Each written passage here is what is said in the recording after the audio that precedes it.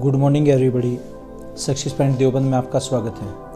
आज की इस वीडियो में हम करते हैं जीके सीरीज़ नंबर 38 जो ज्योग्राफी से रिलेटेड होगी। भूगोल के इसमें कुछ क्वेश्चंस हैं। तो आज हम जिन टॉपिक्स के बारे में चर्चा करेंगे उसमें अक्षांश और देशांतर देखना, लैटिट्यूड और लॉन्गिट्यूड, कर्क संक्रांति, मकर संक्रांति, कर्क रेखा, मकर रेखा, भूमध्य रेखा, सूर्य ग्रहण, चंद्र ग्रहण या गोरे किसे कहते हैं। ये नया क्वेश्चन आया है कि इसमें गोरे किसे कहा जाता है। तमाम इन टॉपिक्स के बारे में हम चर्चा करेंगे। तो इसमें जो विभिन्न परीक्षाओं में क्वेश्चंस पूछे गए हैं इसमें वो भी शामिल किए गए हैं। तो ध्यान से आप देखिएगा। स्टार्ट करते हैं। देखना, इसमें देखते हैं कि पृथ्वी ग्लोब पर अक्षांश क्या होते हैं। अक्षांश, लैटिट्यूड। तो अक्षांश क्या होंगे? जो पृथ्वी ग्लोब हमारा होगा उसमें 0 डिग्री जो अक्षांश रेखा खींची गई है, 0 डिग्री, जिसको हम इक्वेटर लाइन कहेंगे, ये पूरे ग्लोब को 2 भागों में बांटती है। इसको हम कहेंगे उत्तरी भाग को उत्तरी गोलार्ध और ये दक्षिणी गोलार्ध। ये क्या हो जाएगा? नॉर्थ हेमिस्फीयर, नॉर्थ हेमिस्फीयर, और ये हो जाएगा साउथ हेमिस्फीयर, उत्तरी गोलार्ध और दक्षिणी गोलार्ध। तो ऐसी काल्पनिक रेखाएं पृथ्वी ग्लोब पर जो क्षैतिज रूप से खींची गई हैं और जो 1 डिग्री के अंतराल पर होती हैं, 1 डिग्री के अंतराल पर, ये क्या कहलाएंगी? अक्षांश रेखाएं कहलाती हैं। तो 0 डिग्री क्या होता है? इक्वेटर लाइन, जिसको हम बोलते हैं भूमध्य रेखा, भूमध्य रेखा। इसे हिंदी में क्या कहेंगे? भूमध्य रेखा, और इंग्लिश में इक्वेटर लाइन। ये क्या हो जाएगी? इक्वेटर लाइन 0 डिग्री अक्षांश पर होती है। और ऐसे ही 23 डिग्री पर क्या हो जाएगी? 23.5, 23.5 डिग्री उत्तरी अक्षांश में, यानी कि नॉर्थ में, इसको ट्रॉपिक ऑफ कैप्रिकॉर्न, ये ट्रॉपिक ऑफ कैंसर, ये क्या हो जाएगा? ट्रॉपिक ऑफ कैंसर, कैंसर यानी कि कर्क रेखा।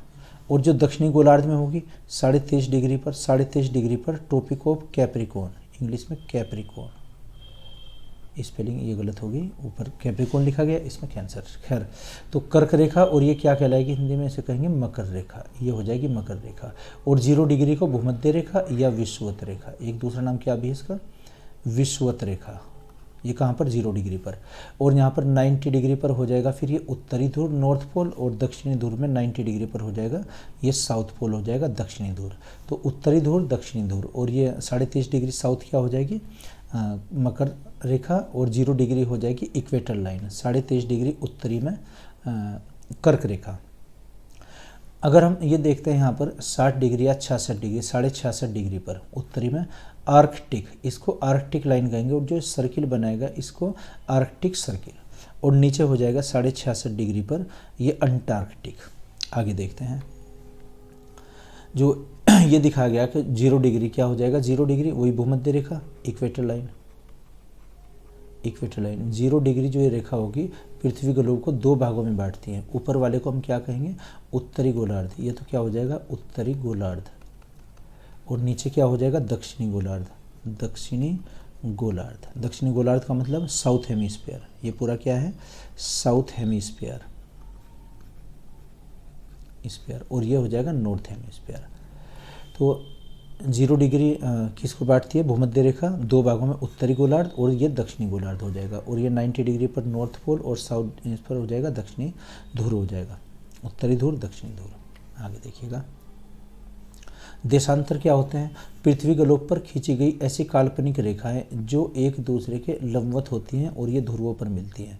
तो ऐसे जो हमने काल्पनिक रेखाएं खींची हैं जो दिखाई दे रही हैं ऐसे जो लंबवत हैं, इनको हम क्या कहेंगे? लॉन्गिट्यूड या देशांतर। देशांतर रेखाएं पृथ्वी ग्लोब पर समय और दिन को निर्धारित करती हैं, है ना। तो ये आ जाएगा, ये क्या होती है? देशांतर या लॉन्गिट्यूड होती है। इनकी संख्या कितनी होगी? देखना, 90 इधर, 90 इधर, संख्या इनकी 180 हो जाएगी, 180। लेकिन अगर हम 0 डिग्री को भी गिनते हैं, यहाँ से नॉर्थ और साउथ को मिलाने वाली रेखा एक ये एक्स्ट्रा होगी, और इसको हम GMT कहते हैं। GMT, GMT की full form Greenwich mean time, GMT। ये रेखा कहाँ से गुजर रही है? इंग्लैंड से गुजर रही है। इंग्लैंड का एक गाँव है ग्रीनविच, तो फुल फॉर्म क्या हुई? Greenwich, green WITC, Greenwich mean time, mean time इसकी फुल फॉर्म होती है ग्रीनविच, GMT की। तो GMT से जो भारत का समय है ये 5.5 घंटे आगे होता है। दिल्ली का जो समय 5.5 घंटे और कलकत्ता का, पूरे इंडिया का 5.5 घंटे माना जाएगा। तो ये क्या होती हैं, देशांतर रेखाएं। हमारी पृथ्वी जो घूमती है अपनी धुरी पर, ये पश्चिम से पूरब की तरफ है ना, वेस्ट टू ईस्ट। इसीलिए यही कारण है कि सूर्य यहाँ पर पूरब में दिखाई देता है। उगते सूरज का देश बोलते हैं ना जापान को, तो जापान यहाँ पर आ जाएगा, इंडिया की लोकेशन ये हो जाएगी। हम उत्तरी गोलार्ध के देश हैं और इसमें भी पूर्वी देशांतर पर। तो जो हमारी स्थिति ना 8 से 37 डिग्री तो उत्तरी गोलार्ध में यानी कि अक्षांशीय रूप से, और जो विस्तार हमारा होता है 67 से 67 टू 90, ये 68 टू 97, 68 से 97 पूर्वी देशांतर में स्थित होते हैं। तो भारत की लोकेशन ये आ जाएगी। और जो मध्याह्न रेखा है हमारे, वो 82.5 डिग्री से गुजर रही है इलाहाबाद के नैनी से। आगे देखिएगा तो जो पैरेलल लाइन होती हैं ऐसे पृथ्वी ग्लोब पर, इनको हम क्या कहते हैं, अक्षांश रेखाएं। और जो परपेंडिकुलर होती है ऊपर से नीचे की तरफ, इनको हम देशांतर रेखाएं कहते हैं, लॉन्गिट्यूड। और ये क्या हो जाएंगे, लैटिट्यूड, है ना। तो ये इस पर उत्तरी ध्रुव और ये दक्षिणी ध्रुव हो जाएंगे, ये दो इसके पोल होते हैं। आगे देखिएगा आप। तो क्वेश्चन है, ग्लोब पर उत्तर से दक्षिण की ओर खींची जाने वाली काल्पनिक रेखाएं, फिक्टिशियस लाइन क्या कहलाती है, देशांतर रेखाएं, ये लॉन्गिट्यूड। यानी कि लॉन्गिट्यूड तो ये हो जाएंगी जो ऐसे खींची गई हैं ऊपर से नीचे की तरफ, ये क्या हो जाएंगी, देशांतर रेखाएं। ये तो देशांतर रेखा है। और जो ये लेटी हुई हैं ऐसी रेखाएं क्षैतिज रूप से, इनको अक्षांश रेखाएं कहते हैं। ग्लोब पर पश्चिम से पूर्व की ओर खींची गई काल्पनिक रेखाएं अक्षांश रेखाएं। ये तो क्या है, अक्षांश रेखाएं। जैसे 30 डिग्री पर, 0 डिग्री पर, ये तो अक्षांश रेखाएं। और जो ऊपर से नीचे देशांतर रेखाएं। और दो अक्षांशों के बीच की दूरी, जैसे 1 डिग्री है और ये 2 डिग्री अगर हम मानते हैं, तो इनके अक्षांशों के बीच की दूरी को हम क्या कहेंगे, गोरे। इन्हें गोरे बोलते हैं। अच्छा जी, आगे देखिएगा अगला क्वेश्चन है, दो अक्षांश रेखाओं के मध्य दूरी कितनी होती है, 111 किलोमीटर। दो अक्षांशों के बीच की दूरी, अगर ये अक्षांश है, इनके बीच की दूरी 111 किलोमीटर, यानी कि गोरे की कितना होता है सीमा इसकी, 111 किलोमीटर की। और दो देशांतरों के बीच की दूरी 111.32 किलोमीटर होती है। इसे भी गोरे कहते हैं। यानी कि दो अक्षांशों के बीच की दूरी गोरे या दो देशांतरों के बीच की दूरी गोरे कहलाती है। तो दो देशांतरों के मध्य रेखाओं के बीच की दूरी, देशांतरों की कितनी, 111.32, 111.32, और दो अक्षांशों के बीच की दूरी हो जाएगी 111। आगे देखिएगा अगला क्वेश्चन, दो देशांतर रेखाओं के मध्य की दूरी को क्या कहा जाता है, तो क्या कहते हैं इसको, गोरे। दो देशांतर हों या फिर दो अक्षांश, उनके बीच की दूरी को गोरे कहते हैं। आगे देखिएगा, ग्लोब पर देशांतर रेखाओं की कुल संख्या कितनी होती है, 360 देशांतर रेखाएं। देखना, देशांतर रेखा चूँकि 360 का होता है, तो देशांतर रेखाएं ये हो जाएंगी इसमें 360। और इसको भी अगर गिनते हैं हम ये GMT को, तो ये एक एक्स्ट्रा होगी। आगे देखिएगा अगला क्वेश्चन है, ग्लोब पर अक्षांश रेखाओं की कुल संख्या कितनी, 180। ये 0 डिग्री तो यही होगी इसमें, 0 डिग्री से 90 ऊपर की तरफ हो जाएगी, 90 नीचे की तरफ हो जाएगी। तो 90 + 90 = 180, है ना। ये जो बीच वाली रेखा इसको नहीं गिनते। और ये आ जाएगी 180 + 180, है ना, = 360। क्योंकि देशांतर रेखाएं ये इतनी होती है। आगे, पृथ्वी 1 घंटे में कितनी घूमती है, 15 डिग्री। देखना, हमारी पृथ्वी 24 घंटे में, इसके अगर कैलकुलेशन देखें, 24 घंटे में घूमते 360 डिग्री। तो 1 घंटे में कितनी घूमेगी, 360 और बटे 24, ये भाग देकर कितना आएगा, 15 डिग्री। तो 15 डिग्री घूमती है बराबर 1 घंटे में, है ना। 1 घंटे के अगर हम मिनट बनाते हैं, तो 1 डिग्री कितने में घूमेगी, 1 घंटे के 60 मिनट। इसके क्या बने, 60 मिनट को अगर हम भाग करते हैं 15 से, तो ये कितना आ जाएगा, 4, है ना। 1 डिग्री 4 मिनट में घूमती है। देखना, हमारी पृथ्वी पश्चिम से पूरब की तरफ घूमती है, तो 1 डिग्री घूमेगी 4 मिनट में, और 1 घंटे में कितनी घूमती है, 15 डिग्री। आगे देखिएगा अगला क्वेश्चन, 23.5 डिग्री। 23.5 डिग्री उत्तरी अक्षांश क्या कहलाता है, कर्क रेखा, ट्रॉपिक ऑफ कैंसर। यहाँ से अगर देखते हैं पृथ्वी ग्लोब से, तो ग्लोब से ये दिया गया है कि ये 23.5 डिग्री अगर लेते हैं, इधर ये 30 है, इसको हटाइए, 23.5 डिग्री अगर ये लेते हैं, इसको क्या हम कहेंगे, कर्क रेखा। ये तो क्या कहलाएगी, कर्क रेखा। और 23.5 डिग्री अगर हम दक्षिण में लेते हैं, यहाँ पर ये मकर रेखा, कर्क रेखा और मकर रेखा, इंग्लिश में ट्रॉपिक ऑफ कैंसर और ट्रॉपिक ऑफ कैप्रिकॉर्न। तो क्या कहलाएगी, कर्क रेखा। आगे देखिएगा अगला क्वेश्चन, 23.5 डिग्री दक्षिणी अक्षांश रेखा क्या कहलाती है, मकर रेखा, ट्रॉपिक ऑफ कैप्रिकॉर्न। जो मकर रेखा यहाँ पर दिखाई गई 23.5 डिग्री दक्षिणी गोलार्ध में। आगे 66.5 अक्षांश क्या कहलाता है? आर्कटिक रेखा 66.5। देखना 66 लिया, इसको अगर हम 66.5 मानते हैं तो ये जो उत्तरी ध्रुव में क्या आर्कटिक, इसको तो हम क्या कहेंगे? आर्कटिक। और जो दक्षिण में होता है 66.5, अगर हम यहाँ पर 66.5 लेते हैं, ये क्या हो जाएगा? अंटार्कटिक। अंटार्कटिक ये ऐसे हो जाएगा अंटार्कटिक। तो इसमें 66.5 अंटार्कटिक और 66.5 अगर नॉर्थ में लेते हैं, दक्षिणी अक्षांशों में तो अंटार्कटिका और उत्तरी अक्षांशों में आर्कटिक, है ना। ये सर्किल क्या बनेगा? आर्कटिक और ये अंटार्कटिक। और 33.5 पर कर्क रेखा और मकर रेखा। आगे देखिएगा, 1 डिग्री देशांतर के बीच का अंतर कितना होता है? 4 मिनट का। आपको अभी बताया कि 4 मिनट में हमारी पृथ्वी 1 डिग्री देशांतर घूमती है। आगे देखिएगा, अगला क्वेश्चन है, पृथ्वी का 1 डिग्री देशांतर पार करने में समय लगता है 4 मिनट का समय लगता है। वही जो भी किया था डिस्कस हमने। अगला क्वेश्चन, कर्क संक्रांति और मकर संक्रांति क्या होता है? 21 जून और 22 दिसंबर को।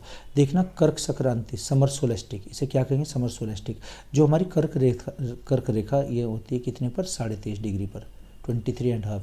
कर्क रेखा पर 21 जून को प्रत्येक वर्ष सूर्य परपेंडिकुलर होता है इसके, सूर्य ठीक लंबवत होता है। यानी कि उत्तरी गोलार्ध के देशों में, ये जो उत्तरी गोलार्ध के इतने देश होंगे, इनमें गर्मी का ऋतु होगी, ग्रीष्म ऋतु, यानी कि गर्मी का मौसम होगा। गर्मी में क्या होता है? दिन बड़े होते हैं, रातें छोटी होती हैं। और इसका उल्टा दूसरे गोलार्ध में होगा, दक्षिणी गोलार्ध में, साउथ हेमिस्फीयर में क्या हो जाएगा? वहाँ पर शीत ऋतु होगी, अर्थात दिन छोटे और रातें बड़ी होंगी। तो 21 जून को हम क्या मनाते हैं? कर्क संक्रांति, यानी कि समर सोलेस्टिक। और मकर संक्रांति 22 दिसंबर को। 22 दिसंबर के दिन जो 23.5 डिग्री दक्षिणी ध्रुव, यानी कि मकर रेखा के ठीक लंबवत होगा। किस डेट में? ये 22 दिसंबर को, प्रत्येक वर्ष 22 दिसंबर को। इसलिए हम क्या मनाते हैं इसको? मकर संक्रांति। आगे देखिएगा, अगला क्वेश्चन है, 0 से 30 डिग्री उत्तरी एवं दक्षिणी अक्षांशों के मध्य का भाग क्या कहलाता है? उष्ण कटिबंधीय। 0 से 30 डिग्री। देखना, इसमें देखिए इमेज में आप चित्र में 0 डिग्री यानी कि भूमध्य रेखा, और ये 30 डिग्री और ये 30 डिग्री। तो जो ये क्षेत्र है ये क्या कहलाता है? उष्ण कटिबंधीय। उष्ण बोलते हैं गर्मी को, क्या कहेंगे? उष्ण। उष्ण का मीनिंग क्या होता है? गर्मी। यानी कि जो भूमध्य रेखा के पास होंगे, यहाँ पर गर्मी होती है इन प्रदेशों में, यानी कि इन देशों में। तो उष्ण कटिबंधीय, ट्रॉपिकल जोन, है ना। कटिबंधीय का मतलब क्या होता है? जोन, ZONE, जोन या रीजन हो जाएगा, यानी कि क्षेत्र कहिए आप इसको, एरिया। इस एरिया में क्या हो जाएगा? यहाँ पर उष्ण कटिबंधीय, इन देशों में गर्मी ज़्यादा होती है जो यहाँ पर होते हैं, है ना। कर्क रेखा के भूमध्य रेखा के दोनों ओर 30 डिग्री और 30 डिग्री, यानी कि उष्ण कटिबंधीय का क्षेत्र। आगे देखते हैं, 0 डिग्री अक्षांश और 0 डिग्री देशांतर रेखा की ये अटलांटिक महासागर में मिलती है आपस में, है ना। 0 डिग्री देशांतर और अक्षांश रेखा। 45 से 66.5 डिग्री उत्तरी और दक्षिणी अक्षांशों के बीच का मध्य शीतोष्ण कटिबंधीय, है ना। जैसे ट्रॉपिकल ये होता है, टेम्परेट, इसको इंग्लिश में टेम्परेट। ये क्या हो जाएगा? अगर यहाँ से लेते हैं ना 45 से 66.5 तक का ये जो क्षेत्र होगा, इसको हम क्या कहेंगे? शीतोष्ण। यानी कि यहाँ पर शीत भी होगी और उष्ण भी होगी, अर्थात गर्मी भी होगी और सर्दी भी होगी। ये जो क्षेत्र है यहाँ पर 45 से और 66.5 तक का, इसमें क्या? शीतोष्ण, यानी कि शीत प्लस उष्ण। शीत का मतलब सर्दी और उष्ण का मतलब गर्मी। कटिबंधी का मतलब जोन होता है, यानी कि इस क्षेत्र में ये दोनों चीज़ें होती हैं, शीत भी है और गर्मी। इसके ऊपर फ्री जोन आ जाता है, फिर इसमें अति शीत होती है। आगे देखिए, 0 से 5 डिग्री उत्तरी और दक्षिणी अक्षांशों का क्षेत्र क्या कहलाता है? डोल्ड्रम या शांत पेटी। ये अगर हम पृथ्वी ग्लोब लेते हैं यहाँ से, तो ग्लोब पर ये क्या हुई? अक्षांश ये हो जाएगी 0 डिग्री। तो 0 डिग्री पर अगर हम दोनों साइड में लेते हैं 0 डिग्री पर, यानी कि अक्षांश, उत्तरी अक्षांश पर 5 डिग्री और नीचे के अक्षांश पर 5 डिग्री, तो 5 डिग्री तो ये हुआ और 5 डिग्री ये जो 10 डिग्री का क्षेत्र होगा, इसे हम क्या? डोल्ड्रम या शांत पेटी का कहेंगे। ये डोल्ड्रम की होती है स्थिति। आगे अगला बिंदु है, 40 से 65 दक्षिणी अक्षांश का क्षेत्र क्या कहलाता है? गरजता 40 या प्रचंड 50। देखना, जो ग्लोब पर होती हैं, जैसे यहाँ पर हम लेते हैं, इसमें हवाओं के नाम होते हैं 0 डिग्री, फिर ये 40 डिग्री, 50 डिग्री और 60 डिग्री। इसे क्या लेंगे हम? 40 डिग्री, ये 50 और ये 60। ये क्या हो जाएंगे? हवाओं के नाम। 40 को 40, 50 को 50, 60 को 60 बोलते हैं। ये क्या? तेज़ हवाओं के चलने, जो तेज़ हवाएं चलती हैं उनके नाम दिए हैं। तो 40, 50 और 60, 40, 50 और 60, है ना। किस ध्रुव इसमें? गोलार्ध में, दक्षिणी गोलार्ध में, साउथ में 40 डिग्री और 50 डिग्री और 60 डिग्री अक्षांशों पर चलने वाली तेज हवाओं को 40 50 और 60 कहते हैं। आगे देखिएगा सूर्य ग्रहण, सोलर इक्लिप्स। देखना सूर्य ग्रहण की स्थिति क्या बनती है। ये सूर्य है जैसा है ना, और ये अर्थ और ये मून। जब सूर्य, चंद्रमा और पृथ्वी, यानी कि सूर्य, चंद्रमा, मून और पृथ्वी, अर्थ, है ना, SME की स्थिति बनती है तो उसमें सूर्य ग्रहण होता है। अर्थात देखना जो सूर्य होता है, सूर्य तो एक प्रकार का तारा है। तारा हम किसे कहते हैं, जिसका अपना प्रकाश होता है और अपने ही प्रकाश से वो प्रकाशित होता है। तो सूर्य का जो प्रकाश है वो पृथ्वी तक नहीं पहुंच पाता, उसके रास्ते में बीच में क्या आ जाता है, चंद्रमा आ जाता है। तो चंद्रमा इस प्रकाश को रोक लेता है, कुछ प्रकाश को, यानी कि जिस स्थान पर चंद्रमा होता है उतना प्रकाश वहाँ पर नहीं पहुँचता है ना, ये यहाँ पर डार्क आ जाएगा। तो ये जो स्थान है इतना डार्क यहाँ पर हुआ है, इसको हम क्या, यहाँ पर सूर्य ग्रहण की स्थिति, यानी कि यहाँ पर दिन में ही अंधेरा हो जाएगा, रात जैसी स्थिति बन जाएगी। तो एक शॉर्ट ट्रिक इसकी याद रखिएगा, SME, सन, मून और अर्थ, जब ये एक सीध में होते, एक ही लाइन में होते हैं, तब क्या सूर्य ग्रहण की स्थिति बनती है, सोलर इक्लिप्स बनता है। क्योंकि ना तो सूर्य का अपना प्रकाश होता, ना मून का होता। मून चूँकि पृथ्वी के चारों ओर चक्कर लगाता है, जैसे मून इस ऑर्बिट में चक्कर लगाएगा चंद्रमा, तो ये चक्कर लगाते लगाते पृथ्वी के सामने आ जाता है, यानी कि सूर्य के प्रकाश को ये पृथ्वी तक नहीं आने देता उस दौरान। तो जहाँ पर ये होगा इसमें सूर्य ग्रहण यानी कि सोलर इक्लिप्स की स्थिति बनती है। और जहाँ पर डार्क होगा इसको अम्बरा बोलते हैं, और जो यहाँ पर कम डार्क होगा इसको पेनम्बरा। क्वेश्चन है अम्बरा और पेनम्बरा जैसी स्थिति किससे संबंधित है, सूर्य ग्रहण से। जहाँ पर डार्क होगा, बिल्कुल अंधेरा छा जाएगा, अम्बरा, है ना, अम्बरा, इनका दोनों का मतलब ही छाया होता है। अम्बरा और पेनम्बरा क्या होता है, जहाँ पर हल्का प्रकाश होता है। आगे देखिएगा ल्यूनर इक्लिप्स। ल्यूनर इक्लिप्स यानी कि चंद्र ग्रहण। चंद्र ग्रहण क्या होगा, जब सूर्य, पृथ्वी और मून एक ही सीध में आ जाते हैं तो सूर्य का प्रकाश ये मून तक नहीं पहुंच पाता। जैसे सन, अर्थ और मून, अर्थ बीच में आ जाएगी तो सूर्य के चारों ओर, जब यानी कि पृथ्वी के पीछे पहुंच जाएगा मून, यानी कि अब रात को मून नहीं दिखाई देगा, है ना। तो क्या हो जाएगा, अम्बरा और पेनम्बरा वही स्थिति, जहाँ पर डार्क होगा वहाँ पर अम्बरा और जहाँ पर कम डार्क होगा पेनम्बरा। इनके रास्ते में क्या आ जाती है, पृथ्वी। तो सारा प्रकाश पृथ्वी पर होता है, और जो पीछे की तरफ रात होती है, यानी कि उस दिन उस टाइम पर मून नहीं दिखाई देगा, है ना, अमावस होता है जैसे, तो उसको क्या, लूनर इक्लिप्स यानी कि चंद्र ग्रहण। तो एक इसमें आंसर क्या बनता है कि जब सूर्य, पृथ्वी और चंद्रमा एक ही रेखा में एक सीध में आ जाते हैं। आगे देखिएगा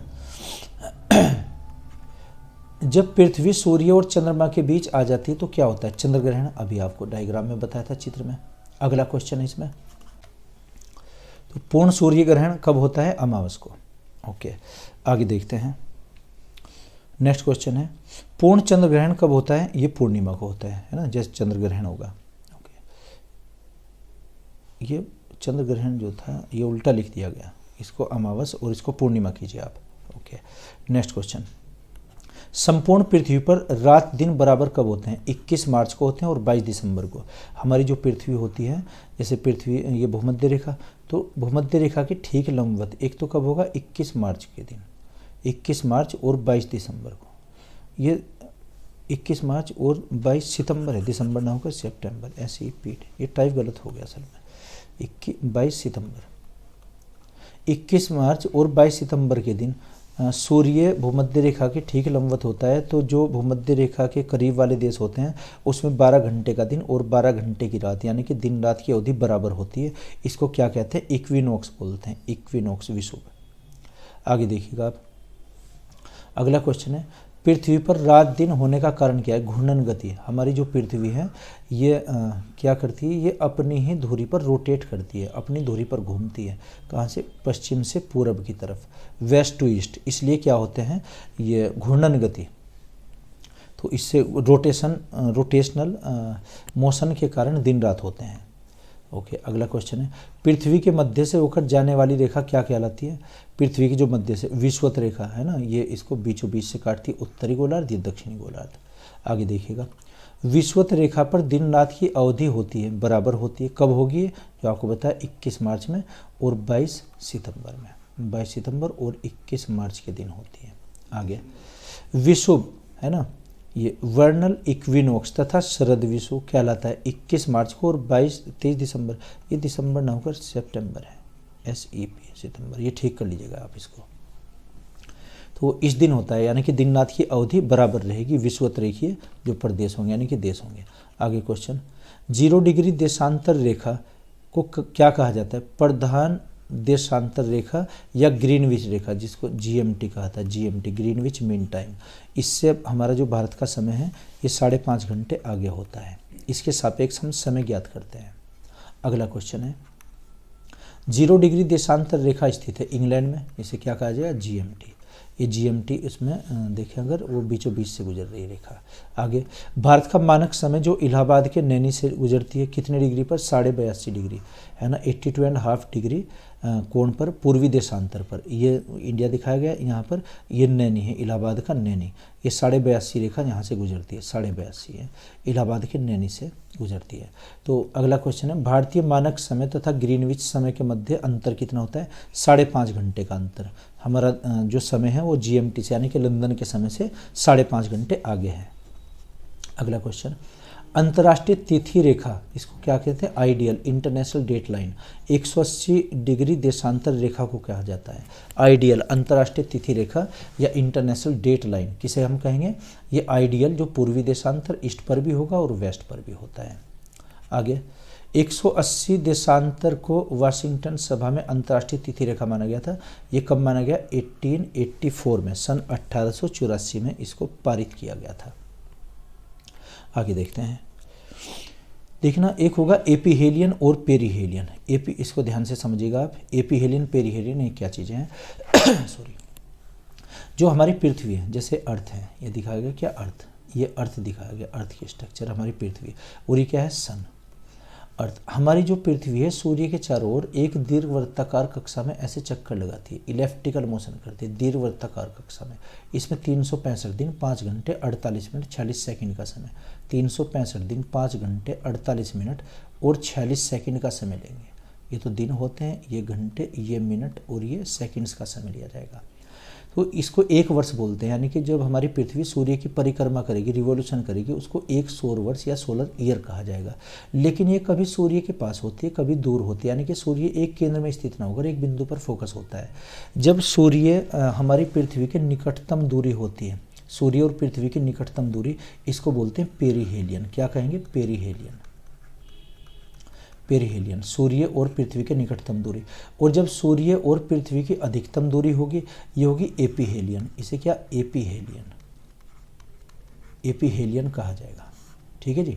तो इसमें डेट क्या होती है इसकी? ये तो होता है 4 जुलाई को, प्रत्येक वर्ष 4 जुलाई को। और पेरीहेलियन होता है 3 जनवरी को, प्रत्येक वर्ष 3 जनवरी को पेरीहेलियन और 4 जुलाई को एपीहेलियन। और इन सब रेखाओं को, जैसे पृथ्वी और सूर्य को मिलाने वाली काल्पनिक रेखा है, एप्साइड रेखाएं कहलाती हैं। एप्साइड, एप्साइड भी बोलते हैं, एप्साइलन भी बोलते हैं, एप्साइलन, एप्साइलन रेखाएं। और ये काल्पनिक रेखाएं। कभी आप ये समझें कि सूर्य से पृथ्वी तक कैसे रेखा हम बना लेंगे, तो ये पृथ्वी का ऑर्बिट होता है। किस कक्षा में चक्कर लगाती है? दीर्घवृत्ताकार कक्षा में। आप ये डायग्राम इसे नोट कर लीजिएगा, बहुत ही इंपॉर्टेंट है। आगे बढ़ते हैं। आगे क्वेश्चन है, अंतर्राष्ट्रीय तिथि रेखा के समानांतर स्थित है बेरिंग जल संधि। यहाँ पर आइडियल है, जैसे हम पढ़ेंगे मैक्सिको, वहाँ पर बेरिंग जल संधि है, यानी कि जो ये उसको मिलाती है आइडियल को। अगला बिंदु, पृथ्वी पर सबसे लंबा दिन उत्तरी गोलार्ध, है ना, उत्तरी गोलार्ध में तथा दक्षिणी गोलार्ध में कब होता है? 21 जून को, और दक्षिणी गोलार्ध में 22 दिसंबर को। इस दिन हम क्या मनाते हैं? जैसे योग दिवस भी मनाते हैं, कर संक्रांति, और इसमें मकर संक्रांति। आगे देखिएगा। अगला बिंदु है, पृथ्वी पर सबसे छोटा उत्तरी ध्रुव, उत्तरी गोलार्ध तथा दक्षिणी गोलार्ध पर। अच्छा, रिपीट से हो गया क्वेश्चन। सूर्य और पृथ्वी के बीच की अधिकतम दूरी 4 जुलाई को होती है, उपसौर कहेंगे जिसे, है ना। और न्यूनतम दूरी कब होती है? 3 जनवरी को, जो अभी आपको इसमें पिछली स्लाइड जो बताया था। आगे देखिएगा। उपसौरिक और अपसौरिक को मिलाने वाली रेखा क्या? एप्साइड रेखा है। ये एप्साइड रेखा है, एप्साइलन रेखाएं कहलाती हैं। तो ये भूगोल के कुछ इसमें क्वेश्चन थे, आप इनको नोट किया कीजिए और साथ साथ इनका रिवीजन किया कीजिए। देखना इसमें काफ़ी मेहनत करनी पड़ती है, तो आप भी इसका भरपूर लाभ उठाइएगा। तो मैं आशा करता हूँ आपकी समझ आया होगा। अगर नहीं तो कमेंट बॉक्स में आप लिख कर बताइए। Okay, thank you.